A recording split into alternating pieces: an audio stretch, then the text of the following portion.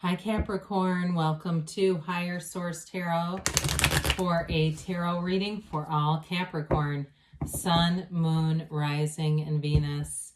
Thank you to all of you for the support of the channel, from hitting that like button to hitting the bell notification and of course subscribing. All of that does something to the YouTube algorithm so that YouTube will show people the reading who are looking for it. So thank you again. We're always connected. I send you love every single day. And if you're new here, welcome to you. I post new readings every Friday, then again on Monday. So if a reading doesn't resonate, come back in a couple of days. You can watch a new reading. Mondays are a different style every week. There's a pick a card reading, a love reading on Monday. I do a more in-depth Celtic cross reading a couple of days of the month too on Mondays. Fridays are always a general reading, but it's every Friday. So if you like tarot and you like the channel, I'd love to invite you to subscribe to Higher Source Tarot. All right, what advice do you have for Capricorn, Sun, Moon, Rising, and Venus? What does Capricorn need to know, please, for the best and highest good of all concerned with Capricorn? All right, so we'll begin here with the tarot reading. Then we'll have the angels' answers oracle card. We'll turn over our timer here. And not that we're on a time frame, it's just for fun. We've got the Hermit and the Sun. The Knight of Swords, haven't seen that in ages. Seven of Swords, I've been seeing the Seven of Swords a little more. Two of Cups, Four of Wands, the Lovers, and the Hangman. What a beautiful energy.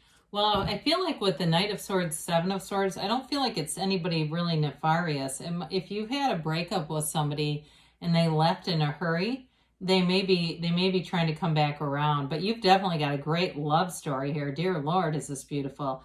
Now, if it's not a reconciliation, like it wasn't an abrupt ending, could be something else, though, that happens quickly. It does seem like there's something unprepared about. It's just this very brief encounter right in the middle of the reading. But you have here Virgo, Leo, Gemini. You've got four major arcana. It's just blissful. You definitely, though, have a change of heart about something here. There's like an awakening energy. And it may just be the awakening to love, too, if you were burned in the past. But the Hermit brings in depth. This is maturity. It's the principle behind this is know thyself. And I've talked about this before, maybe even a week ago, I can't remember now, but it really is about understanding the entirety of you, everything about you, your shadow aspects, because when you understand contrast, you know what you want. It makes things very clear. This is a card that tells you you are on the right path, that you are in this place of peace, tranquility, depth. In a relationship, there's deep love here, no doubt about that.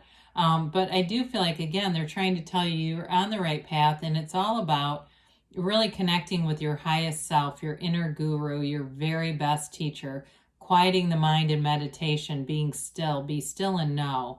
And so through that, that's where the answers, that's where the more is revealed here. So especially, too, if you've got some heartache, happier times are ahead. You know, when we look at this, we definitely have a beautiful love story showing up here. And you could take a variety of different cards, but isn't that fabulous? I mean, there's real love here. There's a commitment, there's a partnership, and it's one that lasts. So with the Sun is all about that synergy. You've got an energetic connection. Energy is never created or destroyed. So if you've loved once, you can love again. And if it's a new person, though, your energy is already connected. It's just a matter of lining up.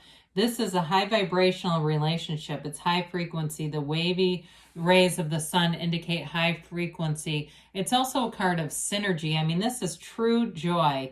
It is feeling unlimited. It's feeling on top of the world.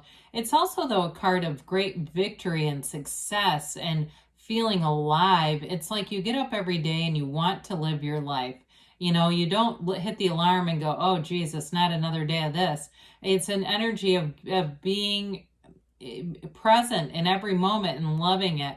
And it is synergy, like I talked about. So if it's something work-related with you, too, it's also attracting all the right people.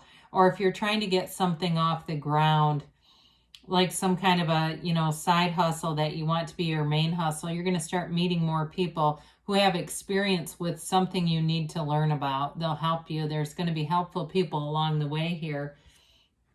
So the Knight of Swords comes in, this rushing forward energy.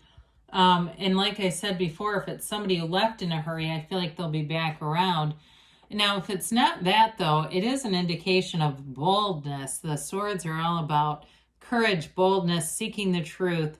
It can be a bit of an aggressive energy, though. So I do feel like if there's something else going on here, and maybe it's something from the past, too, where it's just trying to leave behind this energy. The only thing I would say with the tarot is sometimes it will warn you about certain energies. So I guess if you have meetings with somebody and they're suddenly very abrupt and aggressive, we let whirling dervishes whirl. We don't want to get tangled up, because otherwise I feel like it could head south if there's a conversation and somebody's like this and you get too much into their energy. It could end up getting turned around on you, okay? I hope that makes sense, but it's one of those things where I hear somebody saying, I didn't feel like the conversation was going to go like this, but really they turned it in the direction, whoever that is. So watch out for that a little bit. But overall, you're busy having love and fun anyway. Seven of Swords, again, it can be somebody who leaves abruptly. It's somebody who for sure doesn't think things through very well. I will say that. They tend to be insecure, so they're always trying to cover their bases. I also say sometimes this can be the idea stealer. That person at work that whenever you, or anywhere really, but work is coming through, you present an idea. If you do it just to them, they'll present it as their own. Or if you figure something out, oh yeah, I was just going to say that too. It's somebody who's insecure like that, where they weren't going to say shit. They just said it because they realized they should have known, and they're just hanging on to whatever they can. So with this kind of energy, we do tend to be aware of it, because that way we can kind of thwart off any areas where they might try to attach to us.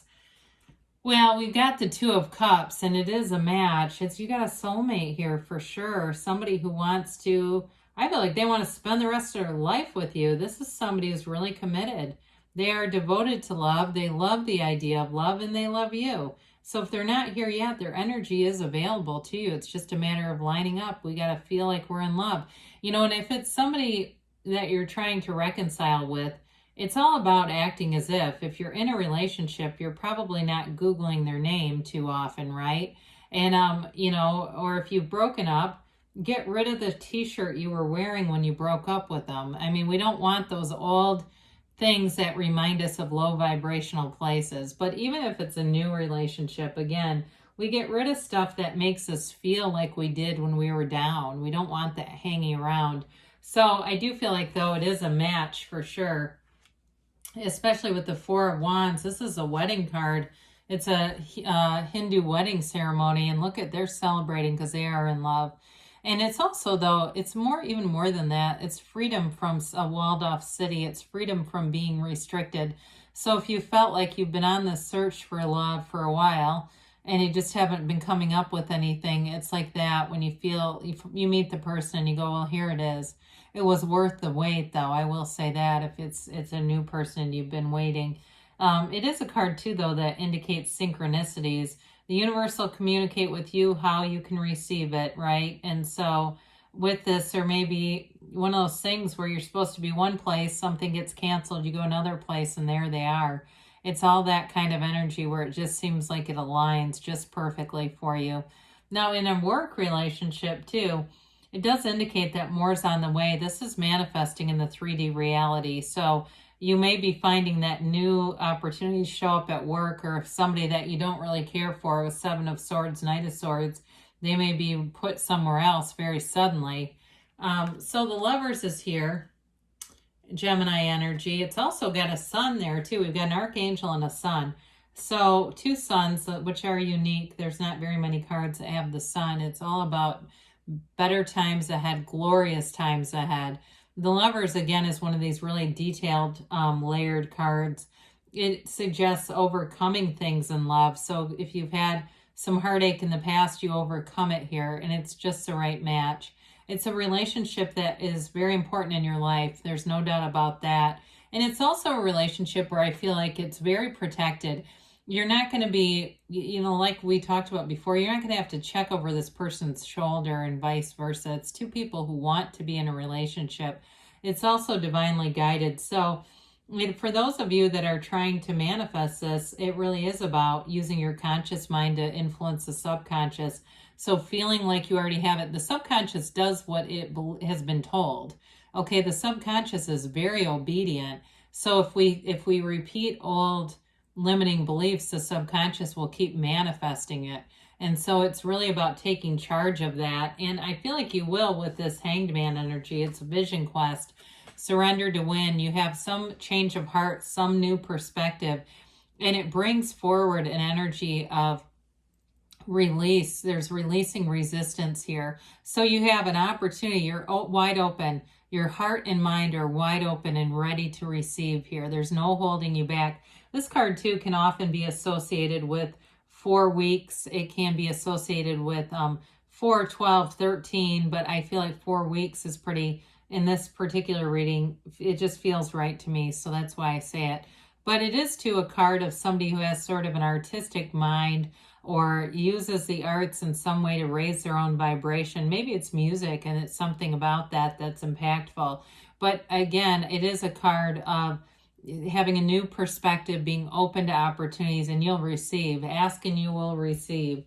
So let's see here, Capricorn, what the angels have to say for you. Beautiful reading, though. I feel like this is probably one of the better readings this week out of anyone's. And even when there's a little hiccup here or there, it's like that energy is so small. It's not really that significant when we look at those major arcana showing up. And even the Two of Cups, Four of Wands is nice there too.